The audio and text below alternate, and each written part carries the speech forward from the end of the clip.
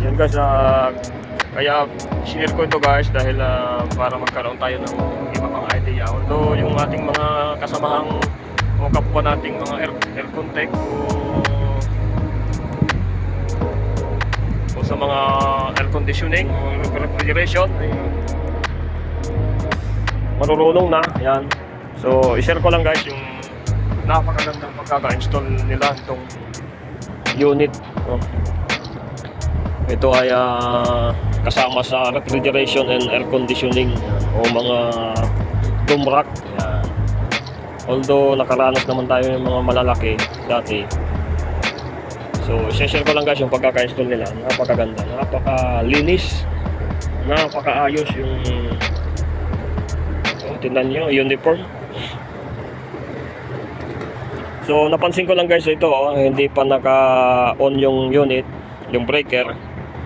Siguro under pa ito, under startup, yeah.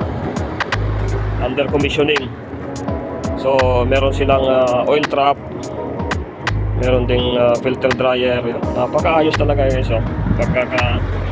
So ito, kaya i-share ko din at binibidyohan ko din para magkaroon tayo magkaroon din ako ng idea at gusto ko pang matuto lalo o mag-grow pa yung aking kaalaman sa mga pag-i-install.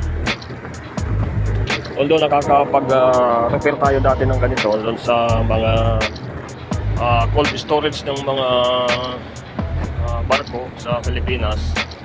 Yun yung ating ginagawa dati. So ito guys, ang ganda.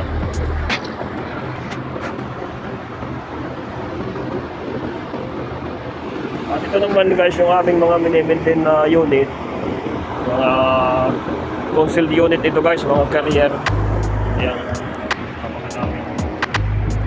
So ito muna ang isang office yung aming schedule ngayon. Although natapos na kami para maglilinis, so mamaya mag-check kami ng electrical naman. So hanggang dito lang guys yung aking pag-share nitong mga unit na ito. Yan. Maraming salamat sa inyong mga panonood sa aking mga video kay Rockmec TV. Yan. May bago din akong channel ngayon na Batang Disyerto. About mga air conditioning din yung mga i-vlog ko doon. Maikling video lang siguro ganun. Yan. So napakaganda guys.